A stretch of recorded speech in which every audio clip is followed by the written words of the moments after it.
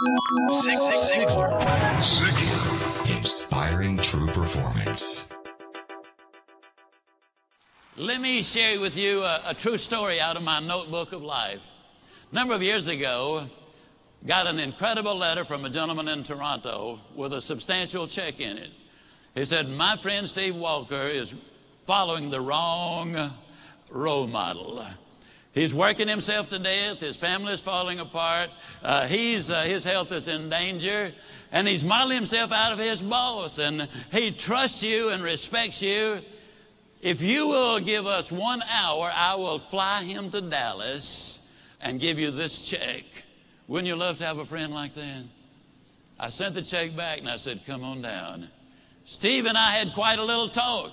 And in our talk, I asked him why he had such a role model. What about this man that made him so completely important in his life? And he said, well, he's the most successful man I have ever known.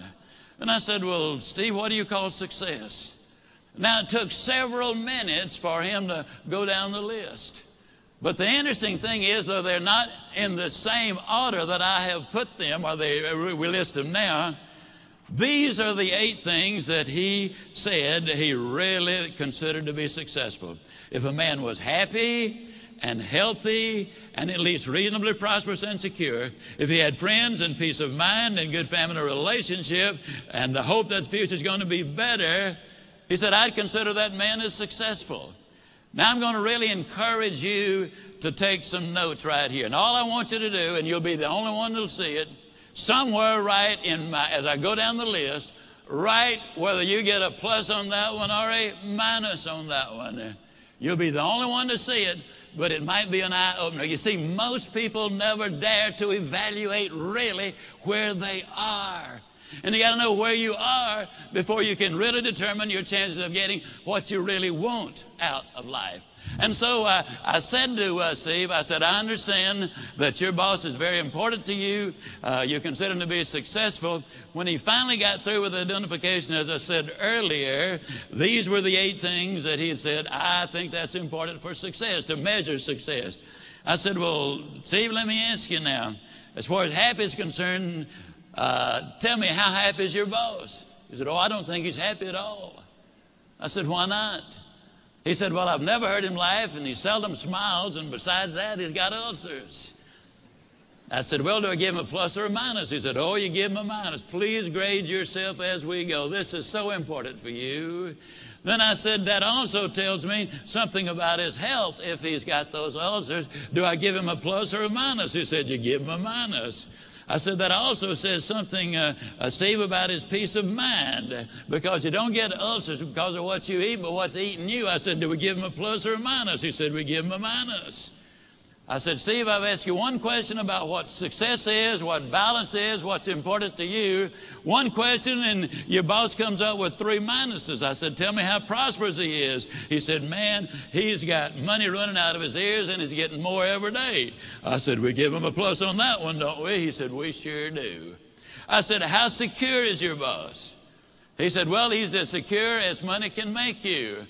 And I said, well, Steve, let me ask you, did you read where 2 billionaire brothers here in Dallas went bankrupt? I said, how does your boss compare? Oh, man, he doesn't have that kind of money.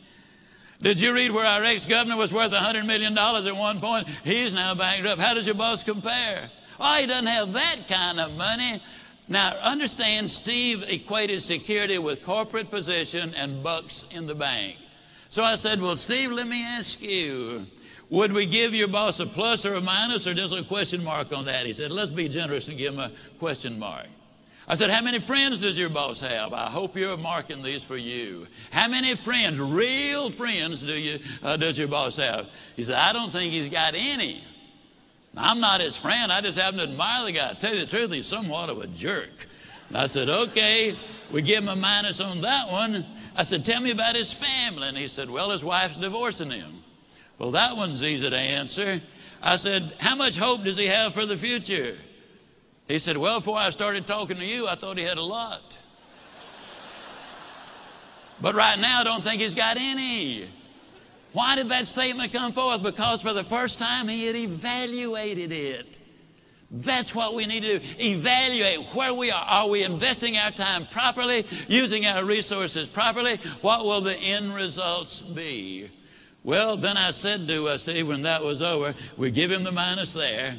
I said, Steve, of the 8 things that you consider marks of success, he gets 1, 2, 3, 4, 5, 6 minuses. He gets 1 plus and 1 question mark. I asked Steve a question. I'm going to ask you the same question. Steve, would you swap places with your boss right now, knowing what you know? He looked at me kind of stunned. He slowly rose to his feet and said, no, I wouldn't. Would you? Ziglar. Inspiring true performance.